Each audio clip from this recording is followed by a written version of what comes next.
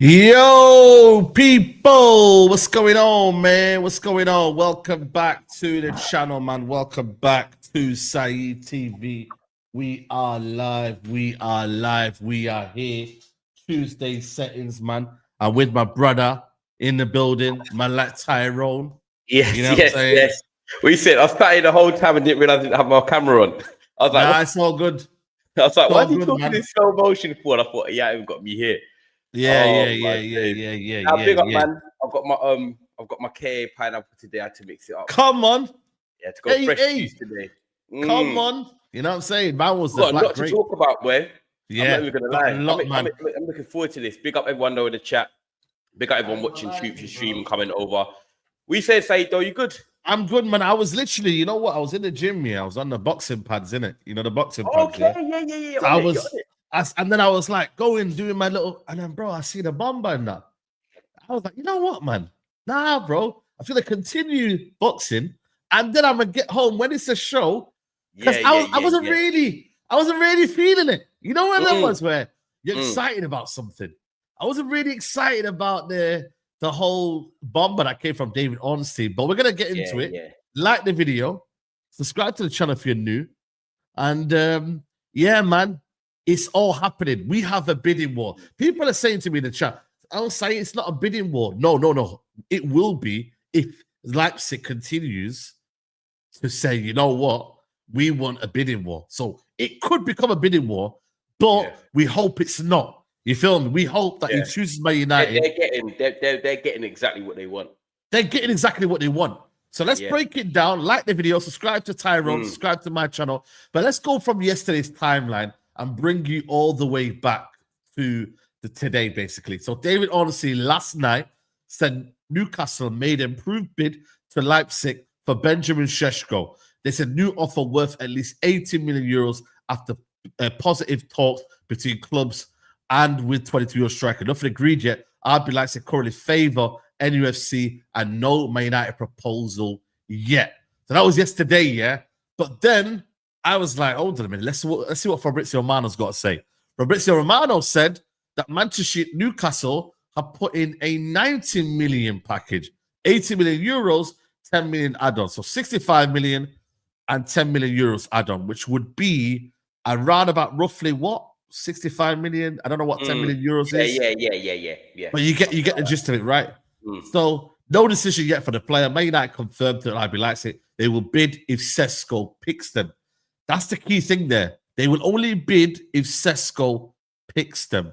And then today, Manchester United, or David Ornstein, should I say, put out there that Man United will make an offer to Leipzig for Sesko, or they made an offer. Proposal 75 million euros plus 10 million add-ons, obviously less than Newcastle's, reflects Man United's valuation of 22-year-old, and they believe striker favours Old Trafford. No reply for RB Leipzig. NUFC also working close on the deal. So there's a lot to digest there, but Man United have made a proposal less than Newcastle, 85 million euros versus 90 million euros. But and they believe also the amount of paying up front. Newcastle have got more. They've got more. They've got us in that one. They've got us in that regard.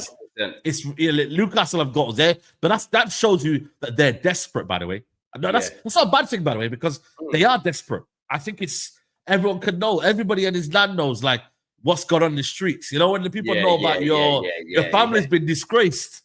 Newcastle have been disgraced in their fan base.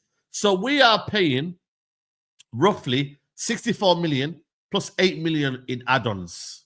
That's what we're paying for. So that's what United are paying for right now.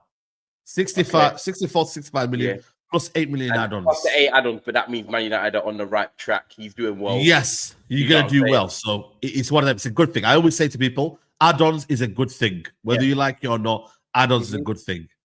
Now, Tyrone, I made a video last night. I said, do not do this. I said, walk away.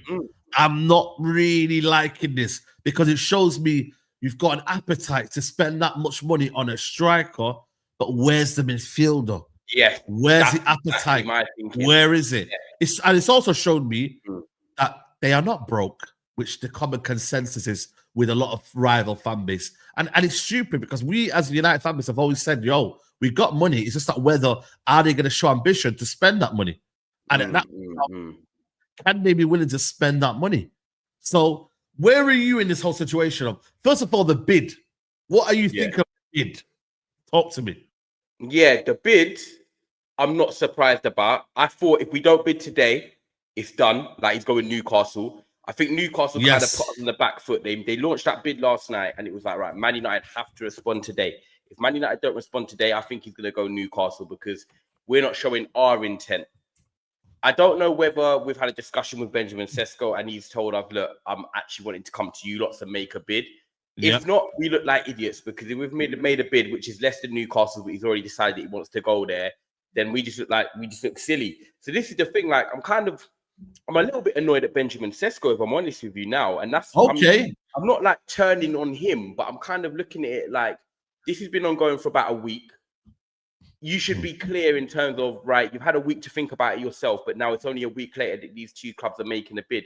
You basically said you're open to both, but now if both bid, you're the one that's only got to make the decision. So if you had told one of the clubs that you wanted to go there, then it just makes it easier because Leipzig can deal with that club. They can get the transaction sorted, get the money and move on. But now it's like, are you working with Leipzig to say, yeah, look, say you're open to both, and then we will get them both bidding as much as possible. Yeah. Like, I'm trying to think tactically of how Sesko is trying to, like, why is Sesko moving the way he is? Like, people might not like what I'm saying in the comments, but I'm being honest. No, I agree because, but then what it does then, you're creating a positive relationship with the football club. You see with Issa, that's not training. He's not, by the way, with Sesko, the club decided he shouldn't play, by the way. Was it Sesko? Yeah. The club decided he shouldn't play. He hasn't got his bio off. He hasn't done all the madness. He has basically told the club, yo, listen, this is the two options here. Look at them both. I've got my preference, but look at them both. So at the end of the day, I think you're trying to help the football club. Whereas with Isak, he's not really helped the club in any way. Not that he should, by the way. Not that he should, but he's not really helped the club in terms of, you know what I mean? Like saying, yo, if they come in with 150, then I will leave. But if they don't, then obviously I can't leave, innit? I get. My price is the price. Or 3 years left on my contract. Maybe they've not made it easier for him in that aspect. But for United, in this situation here, I do believe we're paying way more than we should do. For a player, it's criminal, man. Yeah, like, look, the pros and cons from this is that, like, say Benjamin Sesko arrives, the upside is, okay, you're getting a 22-year-old, you know, player that's got the attributes. He's tall, he is mobile for a tall player, he can strike a ball well. The upside of it, if he does well, is great because you're like, do you know what? You've got a striker at 22 that should only be getting better because strikers peak from 27, 28. Yes. So it's like, okay, that's great. However, we've gone with the route of, you know, Joshua Zirkzee, good season at Bologna, potential from Bayern Munich, didn't quite work out. He's come over from Italy. I think Zirkzee has a career here, but he's not the number 9 goal-getting player. He's a false 9 link-up player, but it's not quite worked yet. Rasmus Hojlund comes in for big money from Atalanta. Similar goal record to similar-ish to goal record to Sesko. It hasn't really worked for Rasmus Hojlund. The difference between Sesko and Hojlund is that Sesko has played for Slovenia more in terms of international and also played in the Bundesliga for Leipzig in the last couple of seasons. He's more used to the men's game. Like, and against Bayern Munich, big clubs. Yeah, he's done that. He's proven it a bit more. However, Man United are now looking at 3 unproven-ish strikers going into the new season if you get Sesko. Yeah. So I'm like, are we going for another potential route? Do I want us to be spending that money on a potential route when we could have gone down to 55 million for Ollie Watkins? I know what I'm getting. My 15, 20 goals. He's staying fit for 30 games. Bosh, we get a striker in 2 years.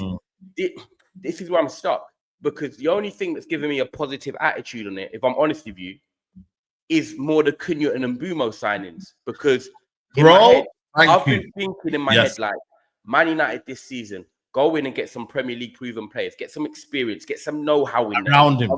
And we've done that. Look, if someone said to me at the start of the summer, you're going to get Sesko, Cunha and Mbumo, I would have said yes, because I would have said, Cunha and Mbumo are my 2 proven players. They're my 2 number 10s. They've got the pace, they've got the tenacity, they've got the energy, they've got the mentality. And then Sesko could actually be a beneficiary of them because now it's not like last year where we were relying on Hojlund. We were relying on Zirkzee, Garnacho and other guys, Rashford, they weren't cutting it. So we had to rely on the striker. If not, it was Bruno Fernandes or nothing.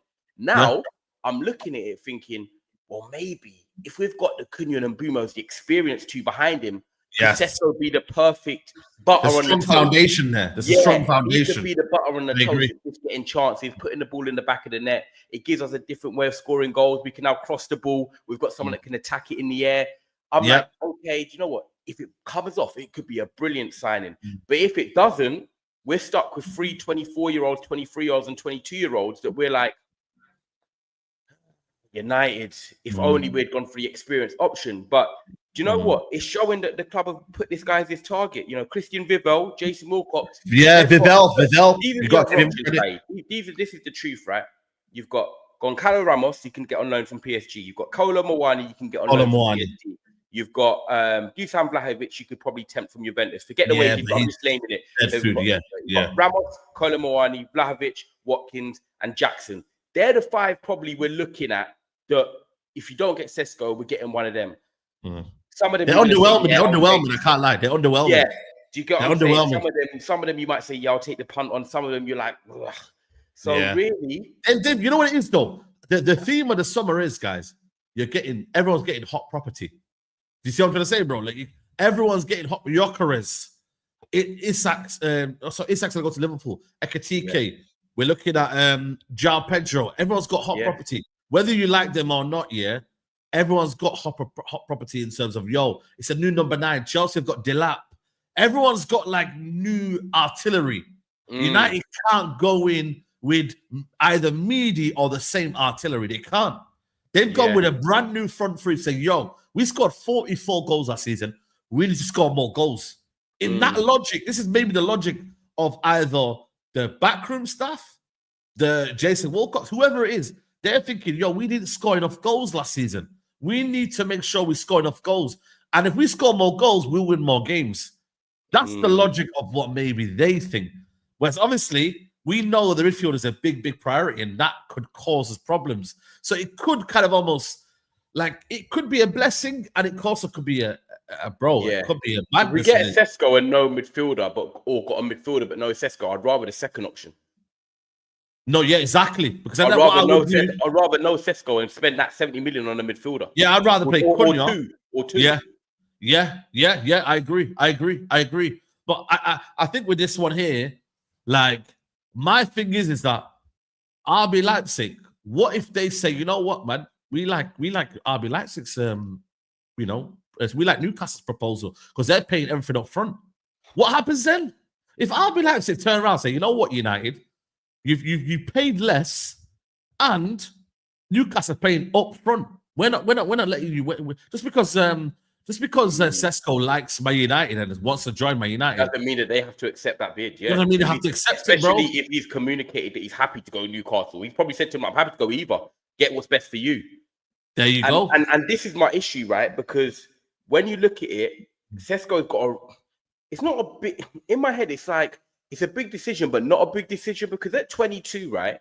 That's the age that Isak went to Newcastle, by the way, from Sociedad, right? Yeah, same age, same. Sesko is winning either way because he's either going to go Manchester United and he's going to be the main number 9, and then he's coming to a team with more pressure this season to deliver. We've got 1 game a week, but he's got an attack behind him. He's like, okay, if I'm not scoring, they can contribute behind me. So it's like, I can establish myself and help Man United get back to where they want to be, which is in Europe, and then going from there. Or I go to Newcastle, who the manager's steady, the team's steady, like I said last week. He's already going to be starting with Gordon and Alanga next to him. He's going to score goals. Great fans up there at Newcastle. And like, do you know what? Maybe this year we're in the Champions League. I can't say if they're going to be in the Champions League the year after this season because they struggled with depth last year. So let's go with the point of, okay, they missed out and they finished 5th or 6th. They're not going to be in the Champions League next season, right? But no, probably Man United. However, because Newcastle are not like a Man United, and this is no disrespect to Newcastle, but Liverpool, Man United, Arsenal, if you normally leave them clubs, normally you're probably going abroad if you're one of the top players. Yeah, facts. Right? Well, Barcelona. Whereas if you're at Newcastle, Sesko could say, do you know what? Accept this offer, Leipzig. In 3 years' time, when I'm 25 anyway, I'm still going to go to the top club. I'm going to leave Newcastle and go somewhere else anyway. That's why the agent. Stepping stone wise, his agent might be like, no, go to Newcastle, bang it off, and you will get a big move anyway. Because Newcastle are a club that will need to sell, and then you'll go somewhere bigger. You get you know what what? I'm saying? But If you're the thing is, Bridging, you're giving him both options and sitting down and saying, look, either way, your career is going to be nice. You could go to Man United. If you flop, it's only downwards. Whereas if you go to Newcastle, you're going to have the choice of a few clubs because the market's crap. And in 3 years' time, you're going to be better than what you are now. Yes. But what I will say, though, is, that Pletton Gold did say that they have agreed with both clubs. Verbal agreement with both Man United and that must be on contract terms then, isn't it? Benjamin Sesko and his camp have had a verbal agreement with both camps, bro. This is a weird situation, you know, like they've agreed both camps. So like this might be like come down to like a final decision, you know, like what's best for your career, what's best for now, what do you think's gonna happen? You know what I mean, bro? So it could be one day you mix up or what you said, how much Leipzig are getting up front and the money. And he might be like, yes, you know what, cool. Yes. You know what I mean? You know what I'm saying? In that regards, listen, I think it's coming Man United, by the way. As soon as Man United made the bid, I know it's coming Man United, bro. I know. Like we're not making the bid without something. Without getting, we United are not putting in a bid if they don't believe he wants to come this year. And one thing we do have to give credit to Man United this summer is they've not really, listen, the Gyökeres situation was a different one because Arsenal were really going to do the madness, you feel me? Like, Arsenal were really kind of going in for him. But really and truly, though, with United right now, Cunha, they've got their first targets. We got Cunha, first target. We got Mbeumo, first target. You know what I mean? We're like, they've had more hits than misses this summer in terms of like, we've not gone and, you know, that's you have to give that kind of credit to the ball. And you know me, I don't really like Ineos. I don't really like Glazers. I'm against them totally. But I will say though, our projects in terms of what we're doing, they sound good. This one here will be a big test, not only for United but Vivell as well. There's a lot of trust in this Vivell is kind of bread and butter league. This is his. There's a lot of trust in this Vivell. You know what I mean? And obviously Vivell, you know what I mean? He needs to work his socks off right now. I'm not saying his job on the line, but if you can't get this over the line, brother, yo, are you like, I'm looking at him, I'm thinking, yo, man, like, what are you? What's your role? What's your role, man? If you can't get him over the line, what's your role? What are you meant to do? Because you know what I mean, bro? Because we're bidding second, we must have been told that look, there's got to be something in the air that's like, why have we bidded? Because I'm sorry, if Newcastle bidded the amount they have, you're only matching it if you believe you can get him, because it's a lot of money. We're not talking about 12 million here. We're talking about 80 million in total. Like, we're talking about a lot of money. And I know people might say we spent a lot of money on Hojlund, that we took the risk. How much is that in the front three? Front three wise, how much is that? Well, what's that? And Mbeumo was what, 60 million in the end, was it? 62.3 was 62. It? Same as Cunha. 62 was Cunha as well. That's 120. That's 124. Mbeumo was 60. And Mbeumo was 70 million all in. About 195 million. Is that bad? Be honest. For a whole front three. What's the average of? What's the average of? Your quick maths. 190 million on a front three. So it's hard. I can't lie to you, man. It's not bad, you know.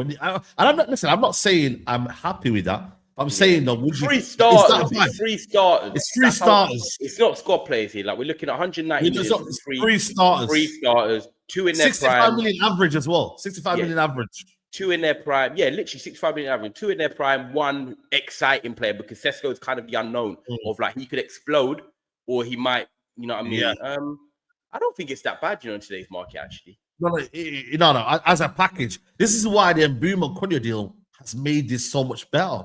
And people can say it's copium, whatever you want to call it. It is, because I still don't know whether Sesko will be a success or not. I don't know. Yeah. But what I do know is if I have 2 behind him, you know what I mean? Like, you know what I mean, bro? Like, it's like now, for example, you know, Barcelona have this kid up front, but they got Lamine Yamal on one side and another player on one side. You feel very, very more comfortable, don't you? Yeah. Fact. You know, and then Boom on that side. And now we've got someone in front of them. Yeah, so you've almost got that kind of solidity. Say that again? And you can see that they needed it as well. Am I back? Can you hear me? Yeah, you froze it like shock face, you know. Go on. Yeah. I don't know what happened. I heard it cut out. The fact that like we watched the game against Everton the other night, which we'll probably talk about anyway, but we watched that game and we all saw that like we had a couple moments in transition, couple little 1-2s on the break. Only a few, not many, but a few. Not many, but deadly ones. I was thinking in my head, where's the striker? Where's the striker? In my head, I was watching it thinking, Cunha was isolated. He was isolated. And Boomer was coming a very, very deep. And at the end of the day, we needed an outlet because I think them guys are going to thrive off having a striker like Sesko or someone that can link it up and then roll them in behind and stuff like that. I feel like that game was clear. Midfielder, striker, we need that. And if Sesko can come in and get in behind and stretch the pitch and want to do that ugly stuff that we need to, do basically, and also link it up, then it could be a great signing because he has got an unorthodox body. If you look at him, like he's very skinny but tall and like mobile. Still, like mobile. He's got quite a unique style that if it works, it could be a bit like a cheat code. Do you know what I mean? Yeah, of course. But it's just this real like uncertainty of. You know what it is? It's the back-to-back nature of and also it also depends on Hojlund, man. If Hojlund is still at the football club, I still won't feel great about this deal. I'll be honest with you, man, because that means then we've got two potential unproven talent at United, and I'm not saying Hojlund's got the same ability as Sesko. Sesko has got far more better ability, but it's the fact, that we'd have Sesko and Hojlund, who are meant to be both vying for that potential number 9. It's almost like what's wrong with Hojlund staying though? Like I don't mind Hojlund staying if we get Sesko. Nah, man, are you mad? Yeah, what? Chido's obviously too young. You got Xerxes, Hojlund, and Sesko, 3 strikers battling it out. Nah, but then I'll give you a scenario, right? And I hope this isn't true, by the way. I hope they both flourish. But imagine you got a Sesko who struggles to adapt to the league. Yeah. Then the manager's got to replace him with Hojlund. Do you feel confident then? It's not that I feel confident, but if Hojlund's not there, we've only got Xerxes and Sesko. That's 2 strikers. That's it. No, but I'm happy with that. Then Cunha could go there if he needs to. Yeah, but okay. But either way, as a Man United fan, if Hojlund plays my point is you sell Hojlund. Yeah, we try to, but there's no guarantee. We don't. No, try is not good. We must sell him. The whole point of this deal, which makes sense, if we sell Hojlund to Leipzig in a separate deal, I will feel a lot more better because then I know I haven't got 2 potential players. Like, bro, you tell me in the top 7, top 8, you tell me a club that has 2 potential strikers in their team. You tell me. In where? In the top 6, that we're trying to get to. You name me a club that has potential strikers, 2 of them in their team. 2 of them. 2 young up-and-coming. Pedro Delap. Pedro, come on, man. He's been mashing work in the Premier League, man. Yeah, but you just said 2 strikers in the Prem. No, but I'm talking about like ready, as in like now to kick on. Oh, what team that has? Yeah. Oh, okay. Well, yeah. I think João Pedro's he's a season pro now in terms of he's been in the league, he knows the league. Yeah, potential. Obviously, you look at Spurs. What their strikers are Solanke and Tel. If they get another one, they need one more. They need one more. Yeah. Chelsea, obviously, like we just said, Man City's a Marmoush and Haaland, effectively, really. Liverpool with the Ekitike and Gakpo are the strikers at the moment. They haven't got another one in. Darwin Núñez is probably going to leave. Yeah. To be fair, I'm in this boat of Arsenal have got Gyökeres now. You know what I mean? Havertz, Jesus. Yeah. If we you get my point though, innit? You get my point. Like you're having 2. If I'm knowing if we've got I'm not saying we're gonna be this like this because I think Cunha and Bumo are gonna score goals. But if I'm the number 9 and you see the number 9 spot, how it can be isolated, even if you have a player like that. If I know Sesko's struggling and I'm like, you know what, man, we've got it's tough right now. Let's go and change it. Then I'm putting Hojlund in there. I don't feel great. But it doesn't have to be Hojlund. It can be Xerxes. But but the thing is though, but again, you'd rather have someone a bit more experienced, or you'd rather say, you know what, get Hojlund, get the money from him, and sell him on. It makes the deal so much better. But what I'm saying is that we've got 1 game a week. We've got Sesko. Do you need Hojlund and Sesko? Do you need both of them? What we need, is we've got Sesko coming in. If Sesko gets injured for 3 weeks, 6 weeks, we're then limited to 2 strikers, which is Hojlund and Xerxes. If Hojlund goes, then it's just literally Xerxes, and then Xerxes, then Chido. I don't mind if Man United had 3 strikers. Like, look, I'm happy for Hojlund to go, but I'm not telling us to keep him. What I'm saying is, if he's here at the end of the window because we've got Sesko, Hojlund, and Xerxes, then cool. We've got 3 strikers. At the end of the day, they can fight out and battle it. But you know what I mean? At the end of the day, we're not going to get rid of Hojlund and bring in someone else. Because if you were telling me we're getting rid of Hojlund to bring in someone else, then I'll be on your way. Yeah, midfielder, yeah. I'd get that money. But we're not going to get rid of Hojlund to then bring in someone. I don't think it's either you just get rid of Hojlund and then you've got Chido, Xerxes, and Sesko. So that's my Cunha as well. Cunha as well. I don't want Cunha up top. No, but the thing is, though, the thing is, I get what you're trying to say, but that could be a situation. It's an option. It's an option, yeah. It's an option. At the end of the day, look, I want at least 35 million for Hojlund because of their age. Whether he goes or not, agree. I fully agree with you. 35 million minimum, bro. Minimum. Because he can go to another team and he could do well at Leipzig. And fair play to him, if he does, he could do well there. That's not a problem at all. But at the end of the day, Man United needs someone that just knows how to put the ball in the back of the net. And that's why I'm a bit against the Jackson links, because as much as I like Jackson's profile, I don't like his finishing. I need someone that's going to get... Man United, look, we don't create loads of chances. This is the truth. Unless we will this year. Last year, we hardly created a lot of chances. It shows in the goals we scored, right? 44. I need someone that I can be like, right, if you get 2 chances in a game, you're probably scoring one of them. And I feel like Sesko's that type of guy that he's not going to need 4 or 5 chances to score. I feel is Sesko like a goal scorer, or is he one of them like that can score good goals? Now, that's what I want to know about Sesko. I actually think he's. Is he like a scorer that scores good goals, or is he a goal scorer? Do you know what I'm trying to say like that? Do you think he's a good? Both. Do you think so? I actually think in the right sort of way, if you get the best out of him, he can score goals. I think he's got that languid sort of weird style that he's quite explosive, but he's good in the air. There's no reason why he can't score goals. Yeah. The only thing I question is that, like, when I've watched him, obviously he played in the front 2 with Lois Openda. Openda. But obviously, when you play the front 2, obviously it helps you a bit more because obviously the balance, you got 2 people up there. But the only thing I'm intrigued about is Sesko, like in terms of his build-up play and stuff like that, playing up top alone. Let's see how he does, like as a lone striker. Because someone like Ollie Watkins, where that's why I was a fan of it, because I knew that like he's proven he's done it. He can hold up the ball, he can run the channels, he's mobile. Like he's twittered down. I don't know. I'm trying to get Sesko. I'm just intrigued to see what his build-up play. I'm intrigued to see what his build-up play is going to be like, and then if he can spin off, get back into the box. Like that, because when he plays the front 2 with Openda, it does help you. Front 2 is easier than playing as a striker alone. Yeah, that's what I'm saying, bro. Like for me, like I said to you, last season, 13 goals, 5 assists, shot per 90, 2.1. That's a little bit. It doesn't, Key passes per 90, 0.60. Successful dribbles per 90, 1.2. And then 0.6 fouls. Obviously, he got fouled that time. But, you can strike a ball well, though.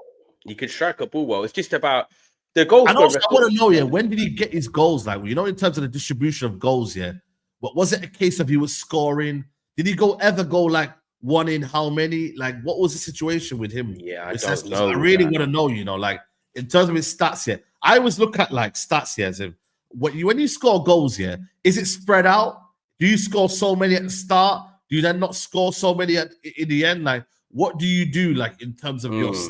He got 4 in 8 in the Champions League last year. That's good. That's very good. That's good. Not bad, to be fair. That's 1 every 2. I don't know who they played. I know the format's a bit, but you still got to put the ball in the back of the net. Yeah. What's his record? Slovenia. You got 5 in 9 in the qualifying. Okay. Yep. Yeah, it's in the Bundesliga last season. It's a hard one, man. I just feel like whoever we get goal every 145 minutes in the Bundesliga. That man sent something into me and said it looks like that, but his goals per 90 were decent. I remember that one. Yeah, his goals per 90 were decent.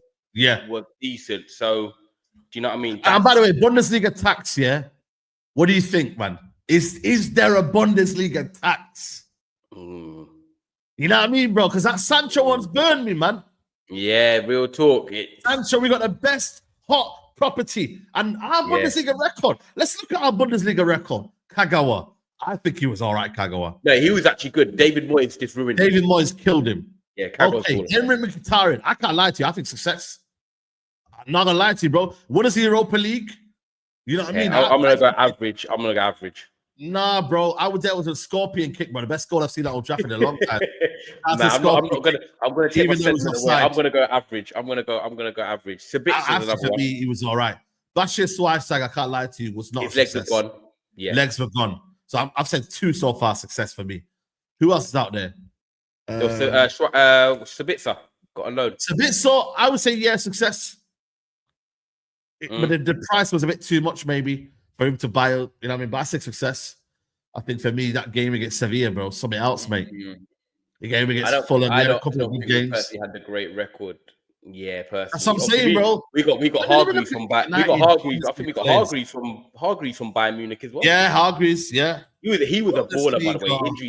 Injuries done him. Mazraoui has probably been one of the best, bro.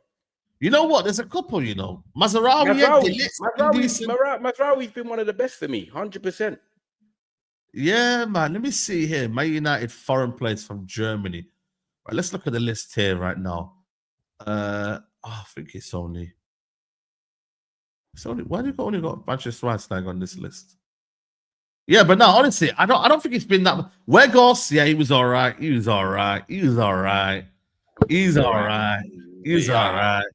But I really didn't like him. I'm not gonna like one league goal. Yeah, forget it. And this is actually too. It's potential, isn't it? You feel me? Like it's potential, bro. High line. He's used to a high line as well. You ain't gonna get no high line in the Premier League as well. Yeah, but that's where his aerial threat and his ability can help with crosses into the box. We can now get him boom. Is he good aerially, by the way, as well?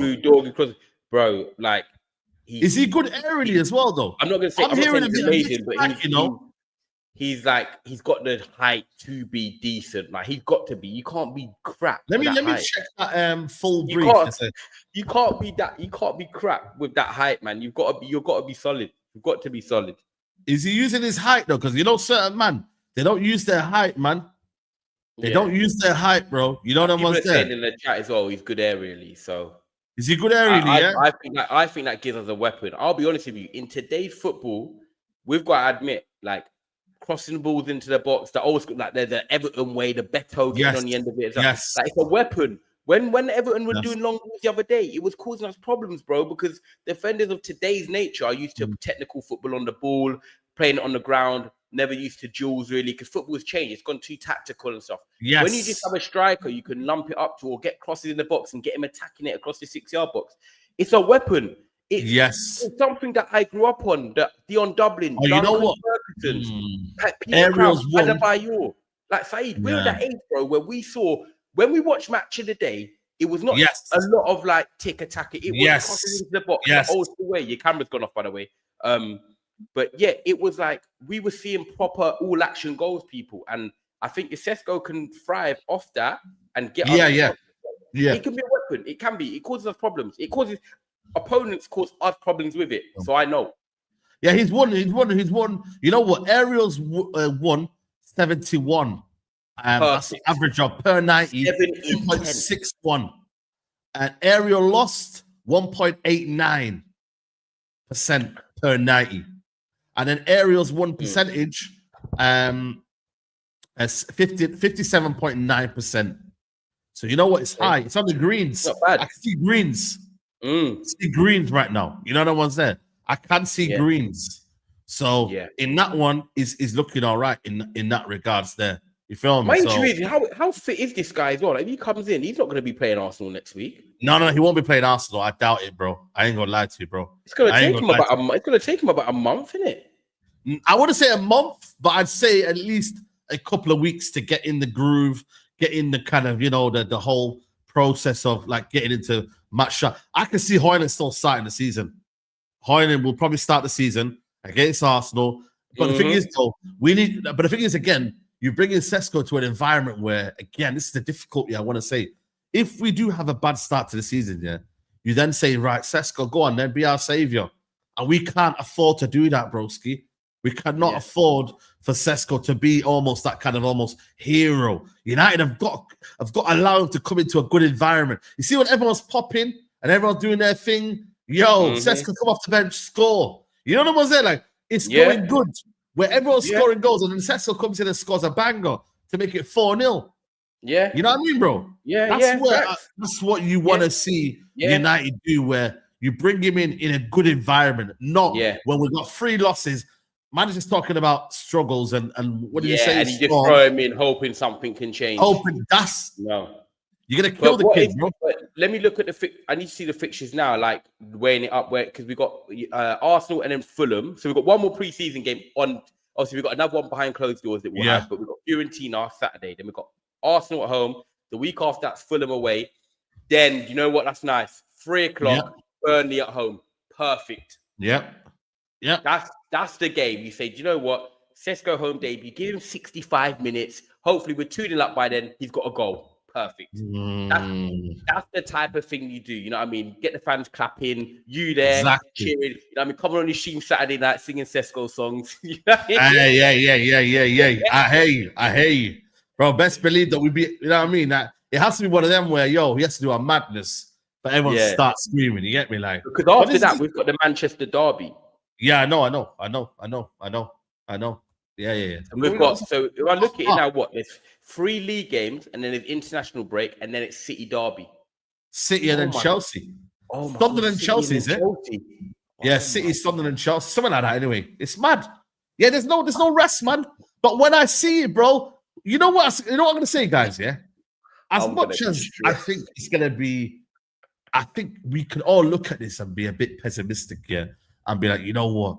But I tell you what, man, it might be fun to watch. I'd rather go out losing with actually a fight and actually, you know what, we made this a 4-3 game or whatever. I'm not saying I'm accepting losing. I'm not by no means saying that. But I tell you what, man, you've seen it last season, thingy, bro.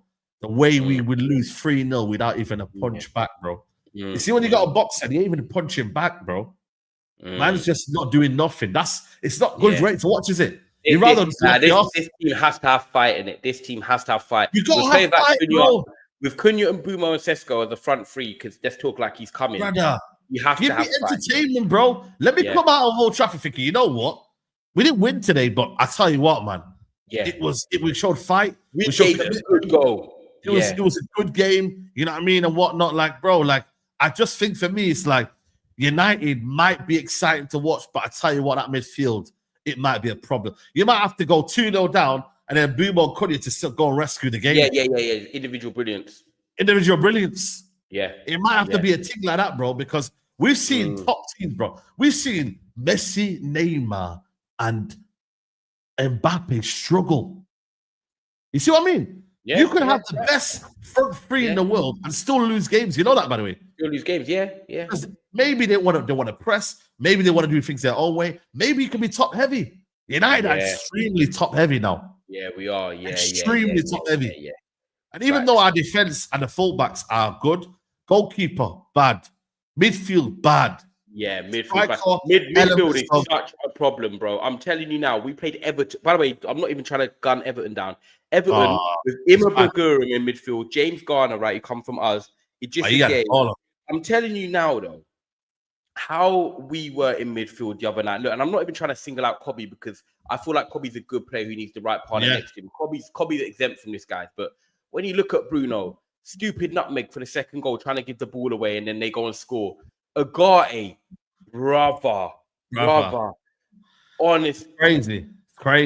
Like he's the press trigger for the teams. I put a tweet out. He is the guy that teams are looking at. And when he's got the ball, they're like, right, we're going for him. We're attacking him. He can't play on the half turn. He can't play simple passes through the lines. Every time he has a touch, it's never under full control. It's always like he's trying to control it. It's like heavy touches. He's chasing the ball.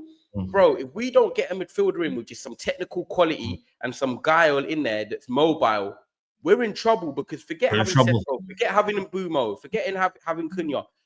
Everything's going to be undone. Everything's going to be undone. Because that's why the games would have lost.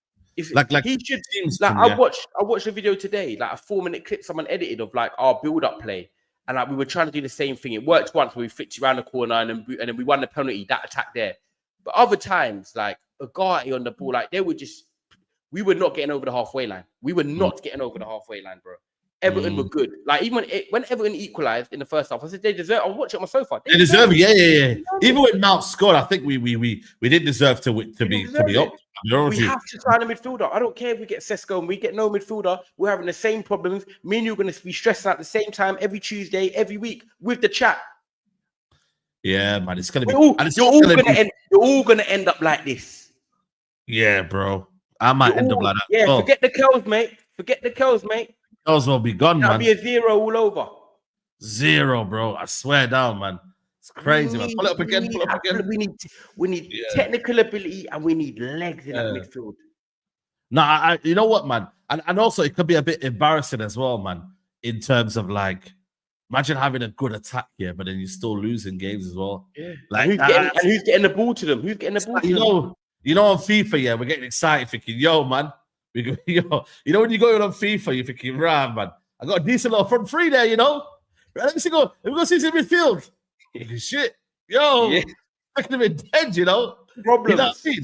Like, problems. I'm telling you, bro, like, and I'm not gonna lie to you, bro, before I get super chat, even Casemiro, bro, I'm not gonna lie to you, bro. I'm not really liking this Casemiro. And he hasn't played much lately, so I don't think he's feeling him now again.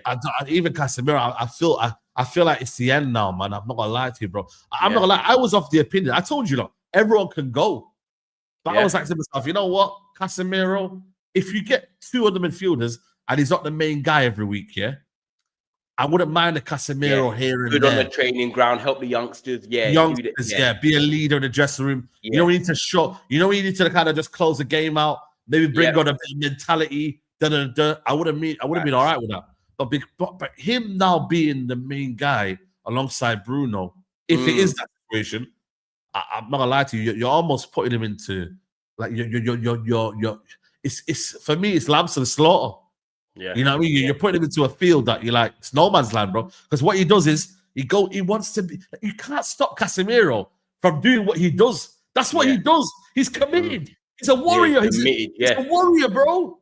Yeah, he wants to win that ball back. That's who he is. You can't change that. So what do you do to help him then? Right, make a 3-man midfield. So that if he does do that, I've got someone behind him covering up. I've got someone covering up his mess. Because if he's going to lunge in, we're on the transition. They're going. Yeah, we're ripped apart. We're open. You got Yoro, Delit, Mazraoui, whoever the left centre back is. Whatever you say, it's still attack versus defense. And I'm sorry, on any given day, the attack could do something mad. All of a sudden, we're 1-0 down, and you don't know if we don't know. We're not sure that Onana's going to save it. So it's almost like, you know what the issue is though. People keep coming back to me, Saeed. As much as me and you talk about the midfield, I've had people in my comments or people messaging me and saying, "Ty, what are you talking about with the midfield? We've already got Collier, Kobe, Agati, Casemiro, and Bruno. They're like, you got 5 midfielders for 1 game a week." I said, I messaged him back. I said, and I copied the reply to the same people. I said, yeah, we might have 5 midfielders, but how many of them are quality? You don't know what to say. They're like, true, because I don't care if we have 10 midfielders. If they're not good enough, I still want 4 midfielders. I'd rather have 3 very good midfielders, Saeed, than have 5, 6 bang average guys that I don't trust. Bro, facts, bro. You know, that's how I see it. So yes, people, we need midfielders. I don't care if we've got 5 or 6 already. Make it work, Cameron. No, I personally don't think them players are good enough. Respectfully for them, I think they've got qualities in their own way. Agati, I've already said about him. Agati's not a starter, but if you're playing away at the Etihad, you're playing away at Anfield, you're playing away at Stamford. He's a destroyer like that. Yeah, throw the pitbull in there. Let him rip up some sheep. Let him do that. Yes, at the end of the day, he can fly around like a bully and do all that there, away ground. But when we're at home to Burnley and stuff like that, I want quality. I want to win 3-4. You want to play on the front foot. I want to be on the front foot. So we need proper quality midfielders over quantity. There you go, Rami. Timing. That's the timing. Quality. Yeah, you're right. Get me.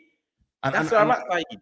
Yeah, bro. And I think for me, you'll have to put someone next to Bruno, and then it's getting the best quality with Bruno. Because I think Bruno will play every game. If Bruno's going to play every game, and you've got Mbeumo and Cunha, and then you got Sesko, if it is, or Hojlund, who's going to play alongside Bruno? Who's our best player alongside Bruno? And I'm sorry, I think it's going to be Agati. I'm sorry, guys. It will be Agati. He's the one that I have to agree. Oh. It's going to be Agati because he's the one that not only has got a mixture of the almost athleticism and almost, you know what I mean? But he's played in the system before. He knows how to operate in there. It's all about like knowing rather than what you can do with it. And I'm not gonna lie to you, a lot of it is running, bro. It's a lot of running. Even on the ball, it's literally the manager was talking about duels. He didn't even talk about on the ball stuff. I'm like, you've got to be like you've got to win the 50-50s. You've got to win the duels. You've got to make sure that when you get that ball, we win it and we give it to the better players. That's what you've got to do. Win your duels, win your second balls, and then we will have midfield solidity. But that problem is with that though, you're still gonna have to play football. The game is called football, not I don't know what what else he's thinking of, bro. NFL, it's not NFL where you got to run with it and do what you need to do. It's about getting on the ball and starting to make things happen. This is why again, look, like I'm gonna throw. I know we're not talking about him, but you just said, look, Bruno's gonna play in midfield, especially if we get Sesko. It's gonna be Mbumo, Cunha, or Ahmad Cunha, whoever it is, right? And then Sesko up top. It means Bruno's going midfield. So again, Ugarte is probably the right pairing. One game a week. What happens to Kobe? This is the problem we're having. Yes. This is what I'm saying. We're already thinking about Kobe not even in this 11. We're not even mentioning him. And to be fair, I know. He should be one of the first midfielders in there, but we don't play the formation that suits him. So then I'm like, right, are we potentially going to be in a position where if Amorim does succeed, this is going two ways. Amorim succeeds and Kobe ends up leaving because there's no place for him, or Amorim fails, he gets sacked, we get a 4-3-3 manager, and then Kobe's back in. Back in, yeah. That is the only way I see this working. I'm sorry, I don't see where Kobe will play in this two-man midfield. I agree. And I'm worried for him because... By the way, this is not even down to his ability. We know his ability. No, I'm not doubting his ability at all. Yeah. It's nonsensical, though, to do that. Like, you put anyone in there, like, and it's almost like having a player, you're thinking, right, this should fit there, but it can't happen, bro. You can't do it. There's certain players at the moment, it feels like a bit like a luxury player that we don't know where to put. That's crazy, man.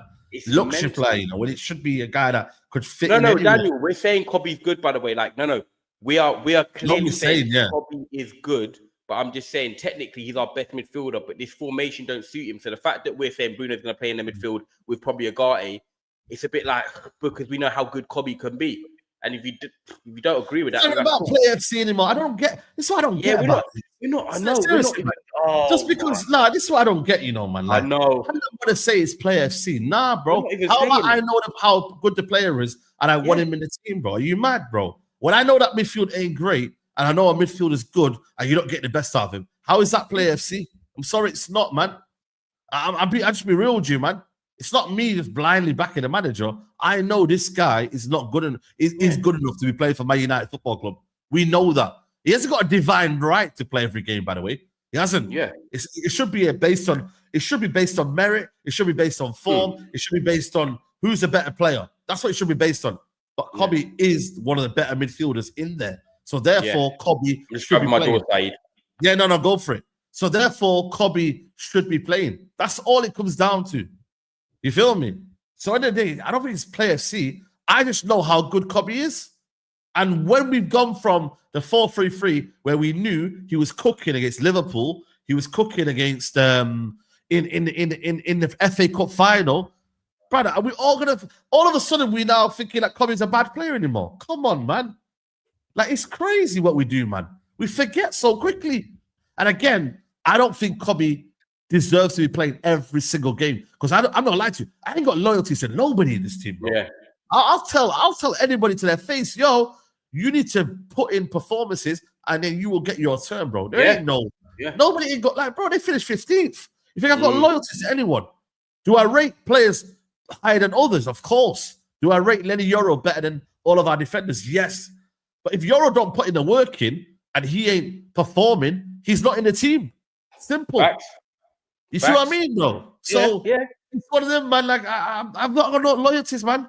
I swear down, bro. I'm not even. I just want the right profiles, because I feel like if you get a whole new attack, but then you still got the same crappy midfield, it just feels like you've not really upgraded. Yeah, you've upgraded the front three, but you're still stuck with the same people supplying them people, really, because you've got to get the the way we build up is through the three centre backs anyway, and we go out wide, little give and go in 1-2s in midfield, but You need technical players that can do them little clicks around the corners and them. And do you think managers will suss us out? Do you reckon managers will know? Yeah, like I think we're easy to suss out. Yeah, I do worry about that side, you know. Yeah. That's the problem. I think like Amrim has a plan, and I just feel like we're lacking the quality. You know what it needs to be? Executed. What needs to happen then? The wing backs needs to then really tuck in and become, instead of maybe playing out wide as such, the wing backs have got to get in central, so that when there is a situation where because what can happen is Lenny Euro and let's say Mazraoui, they can go split out wide. The guys in the wing backs position, they can tuck in, and we can see there's so many gaps in the middle, the wing backs can really push in. Amad Diallo and Dogu need to push into midfield and really create a 4. Yeah. And then we don't have to get doubled up on, because then we got 3 at the back. Obviously we haven't got the luxury of legs in midfield because we don't. And Amad very comfortable and coming inside. Yeah, that's very comfortable, bro. Yeah. So you know what I mean? So I really, really don't get this idea of like we need to do, like, it genuinely needs to be a situation of tuck it and then you can do that. But the problem is though, that's not being told by the manager, and that is a worry for me. Why is the manager not doing that? I really, really don't understand it. The manager's got to be able to say, lads, why is the midfield so open?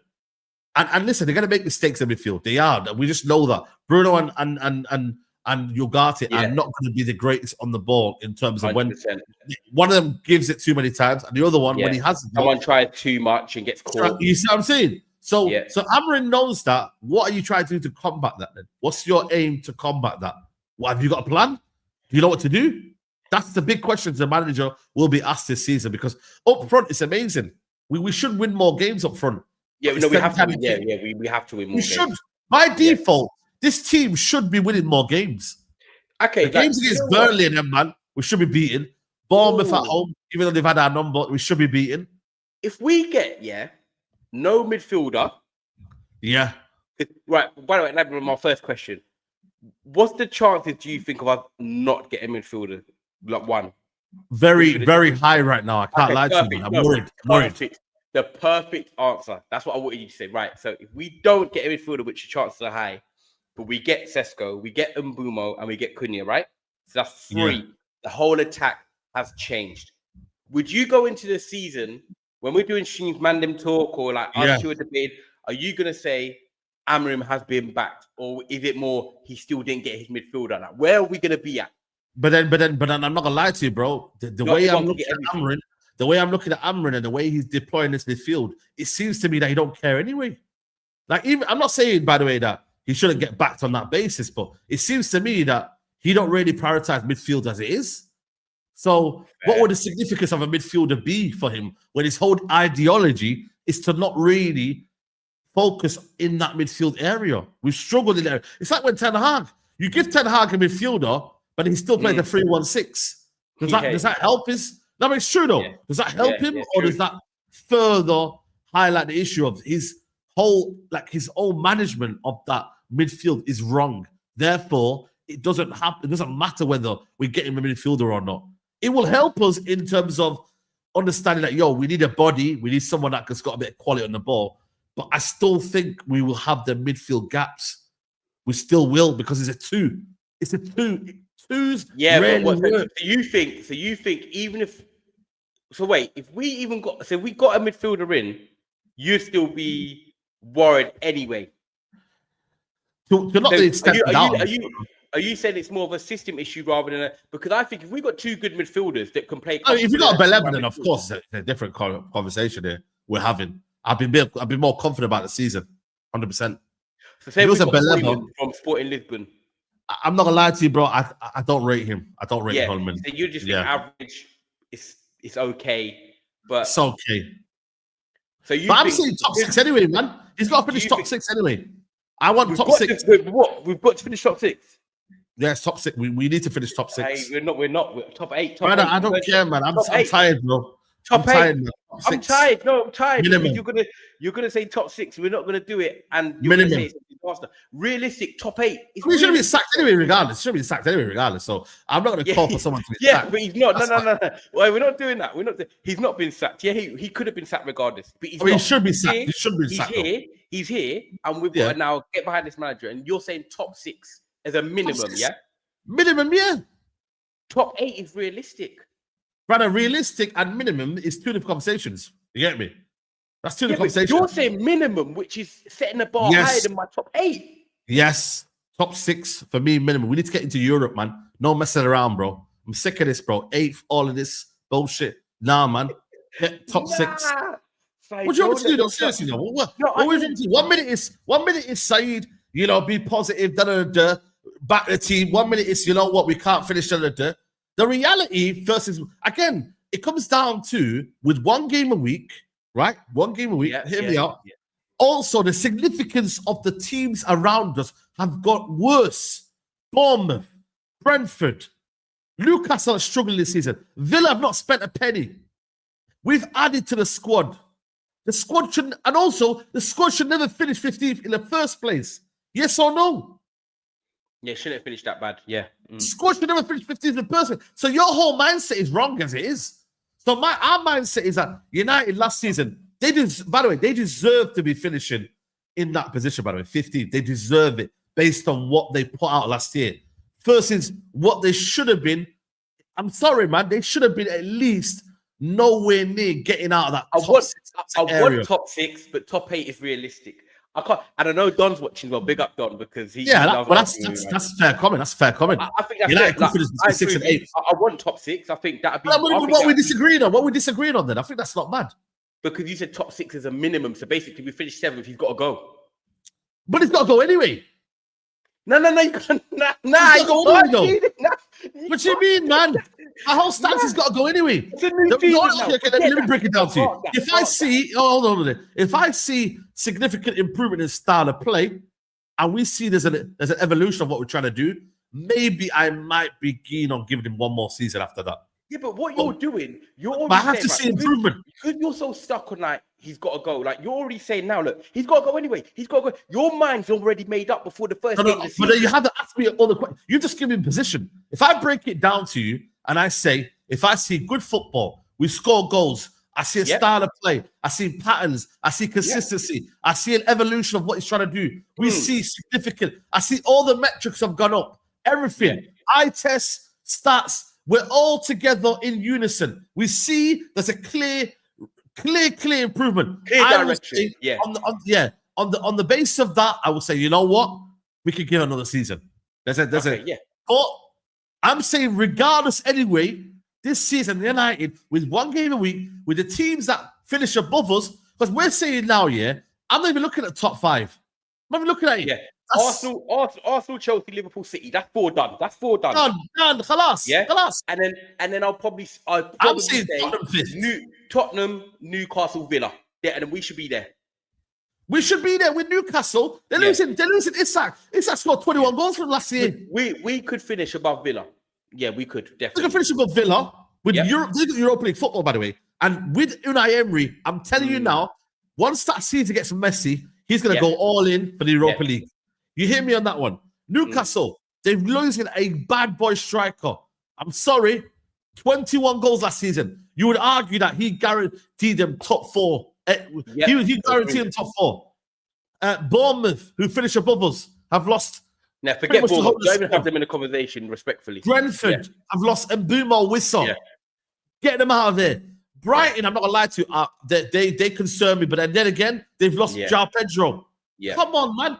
We've not lost anyone significant this year. Significant. Can you tell me who we've lost? Basically, the way it sounds better than what it is, but to basically finish top 6, we only have to allow one of Tottenham, Newcastle, or Villa to finish above us and beat the other two. Are you telling me that's not possible? That is possible. I believe now. I do believe. Come on, bro. But what I'm not gonna do is sit here. I'm not gonna now say. I not even said go 5th. I not even said go 5th, 4th, nothing. No. I'm not going to do top 6 minimum, but I hear why you say it. Because now you say 1 out of the 3 has to finish above us. But on a good day, we could put a run together, 1 game a week. Villa, Newcastle, we could finish above Villa, Newcastle. But I think top 8 should be. I'm going to put the Premier League table for you right now. For me, top 8 minimum. Anything below that, he's got to go. Top 8 is. So you're saying that Brighton should finish above you? No, not should. No, I'm just saying we need top 8 minimum. I don't care who's above us. We need to be top 8 minimum. No, but I can flip the question though. You're saying that Brighton can finish above you. You're happy with that? You're okay with that? No, I'm not. I want to finish above Brighton. No. But why do you think Brighton will finish above us? I'm not saying they will, but they could, because they're a team that are well drilled at the moment. They've got a manager that's come in and you know, they know what they're doing. They're well drilled. Would you take that Brighton's team over Man United's team? No. So there you go. So what's the common denominator then? I just said, obviously, they've got a coach that's come in and they know what they're doing. So the coach is the denominator, right? Yeah, but Amrim's now got better players in the attack that we should be better this season. But so therefore, United should push up the league more. Yes or no? Top eight minimum.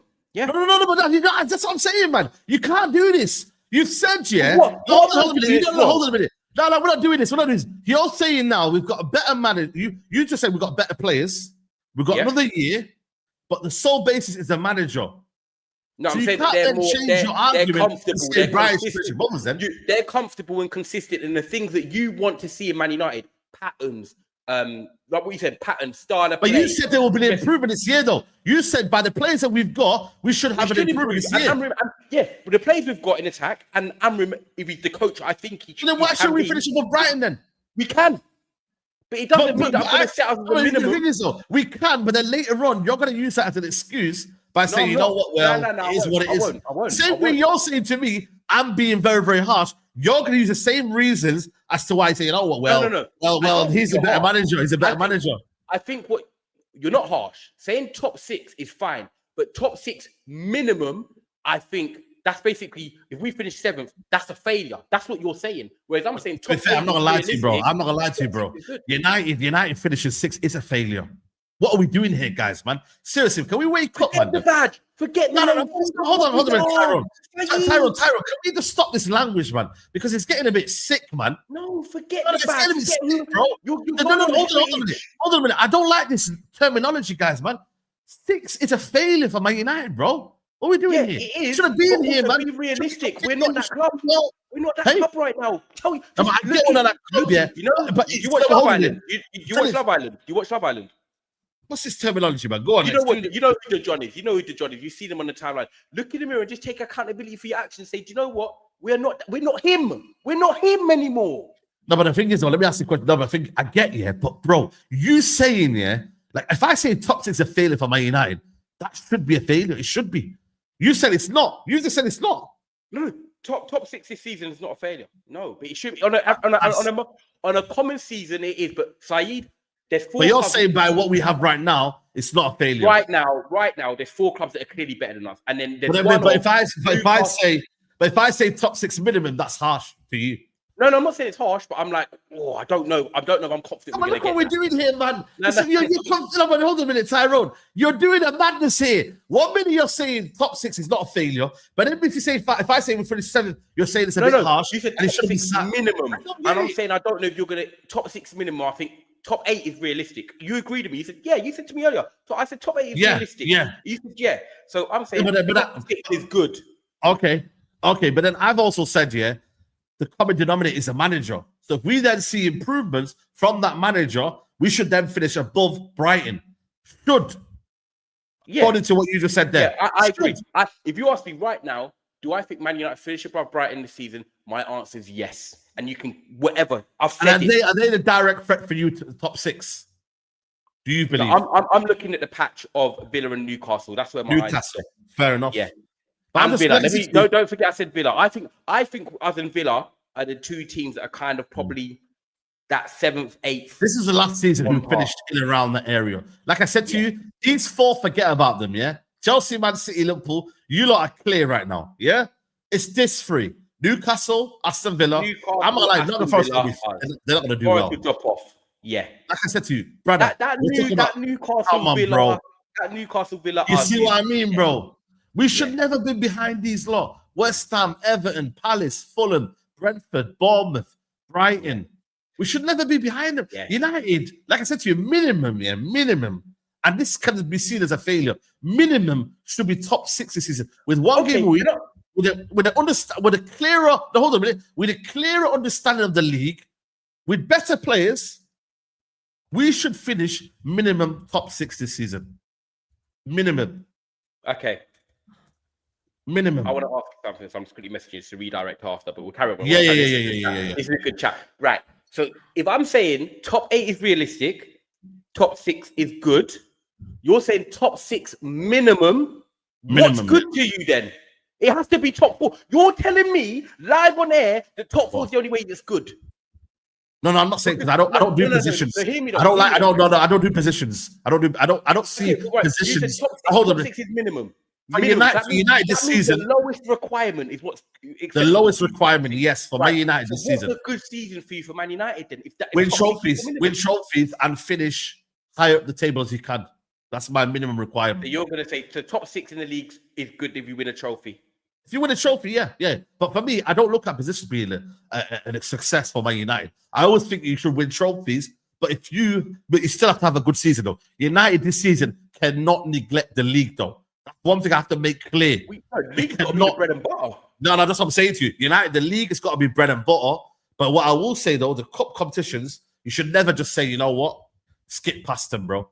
You know what I mean? But what I'm saying, United, I'm not putting a unrealistic pressure on Man United because I just don't think United will get top 4, top 5. I just don't. The thing is with 6th and 5th, you're still technically in a top 5 race if you're in 6. United could fall off at the end. And 5th could get you Champions League.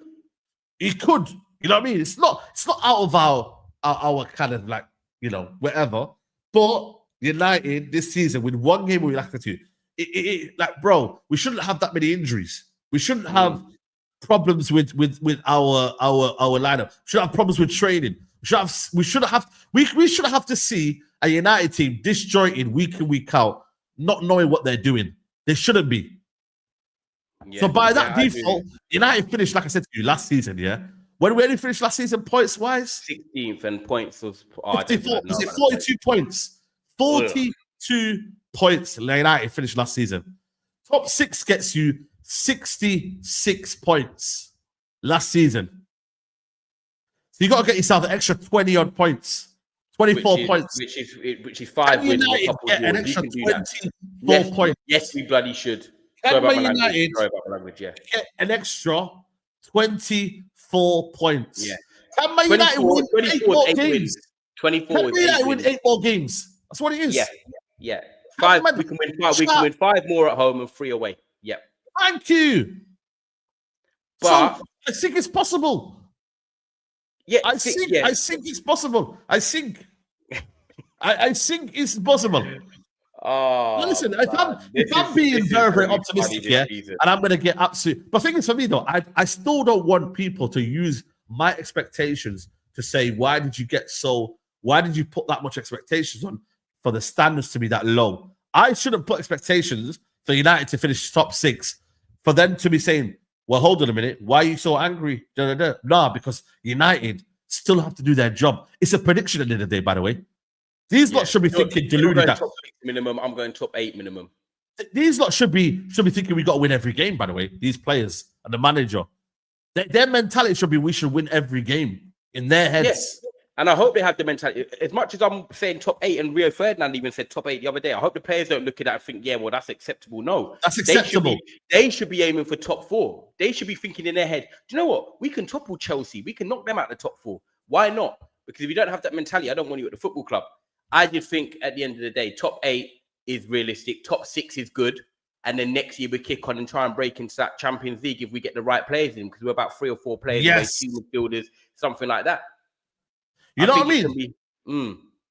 I just think for me it's one of them where it's like I didn't realize I did realize the start, but I kind of had a break from football. The fact that I've looked at it now and seen City, Arsenal, and Chelsea in the first 5 games, I'm like, well, the bar's going to be set out already. We could be coming on Tuesday, and I might be in court from you within 3 weeks. Yeah, but you know what it is though? It sets the tone. That's why for me I've said I need a win in the first game. I need a win. I need that first game to be a win. United cannot lose that first game. That's what it comes down to, man. United cannot lose that first game. We could play them at the right time. At the end of the day, we saw Arsenal lose to Tottenham the other day, but I haven't watched Arsenal. Look, I don't know if people have in the chat, but people are saying same build up. It's still a bit slow. They're lacking something. Gyökeres, obviously, he only got 10 minutes. Cool, we give him a chance. Of course, we can't jump the gun. But you know, apparently they're not looking as fresh as what people would want them to as Arsenal fans. I don't know. Have you Arsenal? Yeah. No. It's very predictable. We could do what we did last season. We just let them have the ball and then we hit them on the counter. I don't mind that. Yeah. That's why I'm confident. I don't mind playing teams that just side to side. There's no penetration in what they're trying to do. I don't mind that. Like Arsenal, even though to be fair, Saka wasn't playing last year, and maybe that might be a problem. Oh yeah, he wasn't. Oh yeah, you're right. Arsenal, but you do know Ahmad never played for us against Arsenal last year. Oh, there you go. So there you go. So at the end of the day, I'm not going to lie, Ahmad can make a big impact for us, 100%. Yeah, and Dogu as well didn't play as well. I don't think so against Arsenal. I'm not sure if he did. But this is beside the point, though. United, like I said to you, should be okay in dealing with Arsenal. It's the games against the others, Fulham's and the other ones there, that I'm more worried about. I'm not gonna lie to you, bro. You know what I mean? Like Arsenal, United could have a mid block and hit them on a counter. Like it's not the greatest because right now they're a superior team than us in terms of ability on the ball, ability off the ball, play. They're in phase 7. United are in phase 2 or whatever it is for United right now. Second year of Amarin, he needs to obviously not even second year, still not in the first year. So United right now, he's not even had a year. So United right now, we got to give my manager time. Sorry, then again, that's why we got to give my manager time. Bro, man, I don't know, man. I think you know what it is. Yeah, I think only United, man. Do we just give time for no reason, man? Like I'm quite sick of it, you know, man. Like what we're giving time to, man? Like seriously, like I'm here to be proven wrong here. I think United fans, I see Rio the other day. Just give it time. Like it's just why is it in the United book? Like give it time. What, like I need you to show me something to give you time. Should have worked the other way. And hopefully he does that. Like he gives us stability. He gives us progression. You know, this is his first full season. I've already said it. I said it last year when he got announced. I jumped on the first stream he did. I remember, and I said, "Look, free hit last season." I did say that. Play the manager, free hit. Work out what you want. Work out what you need. Now, Amarim, you've had your time to assess the players. You know who you want. Now you've got time to coach in pre-season, and you've got 3 players in attack for a combined 190 million. If Sesko comes through, I need to see improvement. I have to. Yes, we haven't got your midfielder, and I get that. But still, Agate, Bruno, Kobe, I'm sure there is a lot of teams in the Premier League that would still want them 2 players or 3 players. So we have to improve. With 1 game a week, we need to be fitter. We need to be sharper. We need to have endurance. Like, we have to be better. And I have seen that. Do you know what? We have looked fitter. I'll give us that. We have. Everton, I'm not going to lie. Even against Everton, I still had that same fitter. Concerns. Yeah, no, fair. Listen. We are championing the small things. And listen, you have to be objective. You have to be fair. Our pressing has been better. Our build-up play from the centre backs has been better. You know, final third, there's been a bit more zip about our game. I'll give it that. But bro, come that first game, it's a different test, bro. Different test, different beast, different. You know what I mean, bro? It's all the pressure's on now. And United need to have a fast start, bro. We really need to have a fast start because I just think, you know what? Knowing that we don't have a fast start. I don't know what it is here, but last 3 seasons now, we don't win. Starts. We started slow. I agree with you. Oh, yeah. Ten Hag's first season, we started slow. Right, and we lost. Second season, we started slow as well. Yeah, because that's how he got sacked, didn't he? No, he got sacked the year. We beat Wolves. Remember, we beat Wolves and Onana punched a player. Yeah, we beat Wolves, and then did we go on a good run after that though? I'm not sure. I think we drew. No, we didn't because when we lost to Brighton at home, we lost to Bournemouth. No, we didn't. We didn't. Remember, we've not had a good start the last 2 years. That's crazy. Yeah. And I remember the year before that one was Ollie's season, and Ollie had a bad start that season as well. Yeah. I always feel I always feel like Arsenal, Chelsea start well. I always feel like that. That's crazy, you know, man. Yeah. That's mad, you know what it is? You know, it's not even just beating Arsenal. It's what it does mentally to Amarim, the squad, the fans. Bro, you're gonna be there 4:30. Coming out of stadium R6 in August when the sun's probably out a little bit, bro, the feel-good factor it will bring to everyone will just could give us the lift we need going in just the Fulham game next week, and we could win that after. If you lose the Arsenal game and get beat 2-0 at home, one, you don't score, you just get dominated, they pass the ball around, it's already going to have fans screwing about Amorim, screwing about not getting a midfielder. It just puts everyone on the back foot. You don't know what a win can do in that first game of the season, especially when you come off the back of what we just done. We're not Chelsea here. We're not Newcastle where it's like, do you know what? Yeah, you lost your one game, but we know you're going to bounce back. Man United, when you're looking at the Fulham away game after that, City away, Chelsea at home, but Burnley's the only one in between that at home, but you think, yeah, you should be winning. We don't beat Burnley, and then all of a sudden you're not winning in your first five. You know what's thinking about Burnley? You don't want to play them at early start of the season when they've got a bit of hope. Yeah, you know what I mean, like, they've got a few signings. Ugochukwu, I can imagine him. He's running through our midfield. You know what I mean? Kyle Walker. You know what I mean? Like they've got a couple of players that I'm like, do you know what? If they go 1-0 up, we're in trouble a bit. Like, I'm not even saying, look, people might be like, well, how's Ty panicking about Burnley at home? I'm not even saying that. But what I'm saying is, like, with the confidence of the team, and yeah, we're Man United, Ramiz, we should be winning these games. This is the difference now. Man United, to what we were doing last year, should be beating Burnley 3-0. That's what I want now. None of this 1-0 down and Ahmad's got to save us with 10 minutes to go. I'm done with that. Saeed, I do not want these 90-minute comebacks at home. I don't want that. I want to be enjoying. You know, I'm looking at Mick across here. Yes, mate, you enjoying the game. Like, I want to be enjoying it. You know what I mean? Do you know what I mean? Saeed, I want 2-3-0. I want to score goals at home. I want to win. Yeah, I want to win as well. Are you mad? Convincingly. Nah, but I mean, not even just. I mean, I want to win convincingly. And Mbumo gets 2 goals and Cunha, and they all get. Even if they got a celebration together, and they're dancing and doing a little something. Give me vibes. I want flavors now. I'm not on this lemon and herb thing anymore. Vibes FC, man. Yeah. I'm not on this lemon and herb thing. I want goals. I want Man United to beat the teams like the Bournemouths, like the Brightons, like the Burnleys, like the Crystal Palaces at home, like we should. And I'm not saying we're entitled to anything, but we should. I want to now win the game. Of course not. We're not entitled to anything. If you've got Sesko and Mbumo and Cunha and you've got 190 million, we've got to be creating chances or doing something. People question Ten Hag, and I'll be honest with you. Ten Hag's first season, bro, we were good at Old Trafford, you know.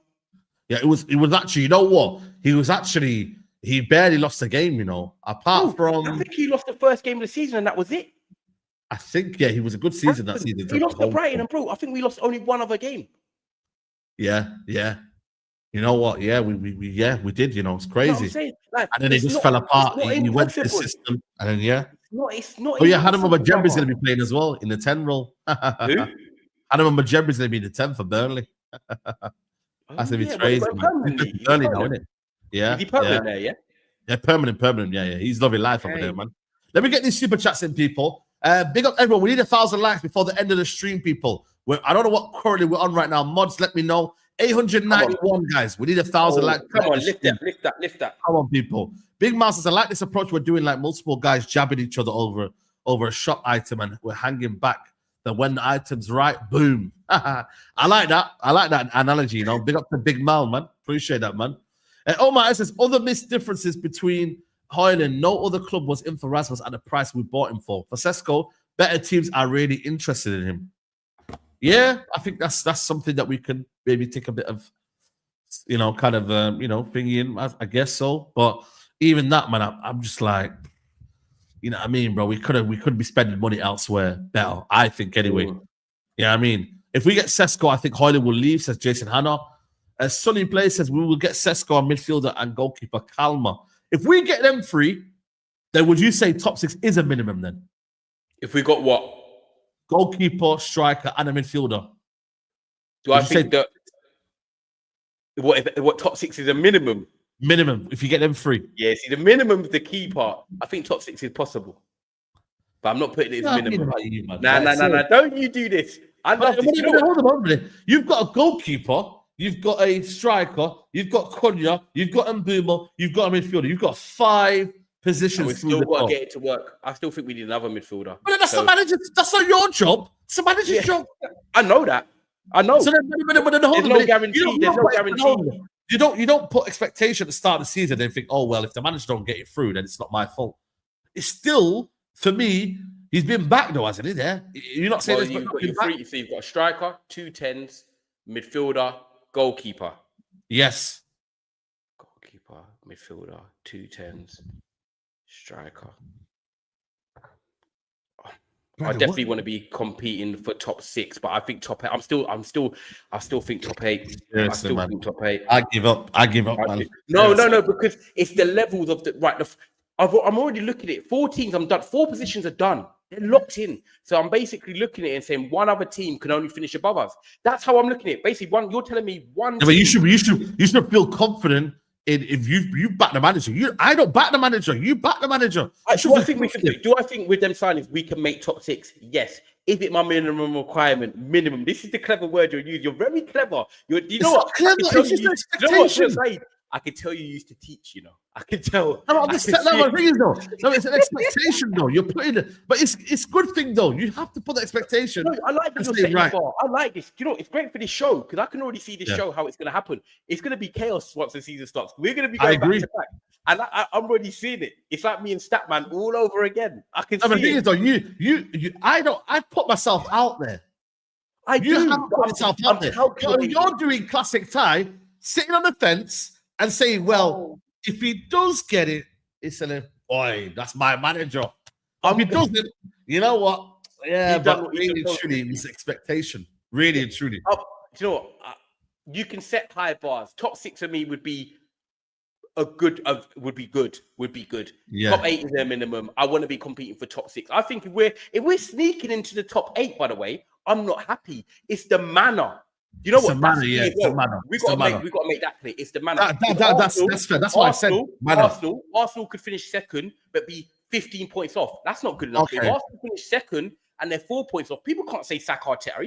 He's got them right there again. If he doesn't win anything as well, it's the manner.